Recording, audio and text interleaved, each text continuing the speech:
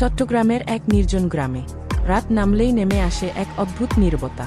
চারদিকে ঘন জঙ্গল, আর মাঝখানে দাঁড়িয়ে আছে এক অভিশপ্ত জমিদার বাড়ি। রিয়া এক কৌতূহলী ছেলে, যে বিশ্বাস করত না কোনো ভূতের গল্প। সবার নিষেধ উপেক্ষা করে সে ঠিক করল সত্যটা নিজেই খুঁজে বের করবে। অন্ধকারের গভীর থেকে ভেসে এল এক মৃদু ডাক, রিয়াদ, এখানে আসো। রিয়াদ, আমি অপেক্ষা করছি। ডাকের টানে সে পৌঁছে গেল সেই ভয়ঙ্কর জমিদার বাড়ির সামনে। দরজাটা আধ খোলা, যেন কেউ তাকে ভেতরে ডাকছে। ভেতরে ঢুকতেই একটা ঠান্ডা বাতাস তার শরীর কাঁপিয়ে দিল।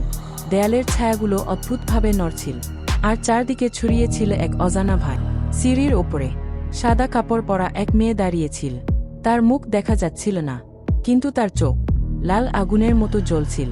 মেয়েটি ধীরে ধীরে তার দিকে এগিয়ে আসতে লাগল। আমি অনেক দিন ধরে অপেক্ষা করছি। যারা আমার ডাকে সাড়া দেয় তারা আর কখনো ফিরে যেতে পারে না। ভয়ে কাঁপতে কাঁপতে রিয়াদ চোখ বন্ধ করে দোয়া পড়তে লাগল।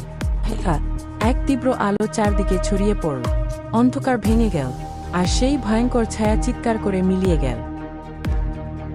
পরদিন সকালে গ্রামের মানুষ তাকে অচেতন অবস্থায় খুঁজে পেল, জমিদার বাড়ির ঠিক সামনে।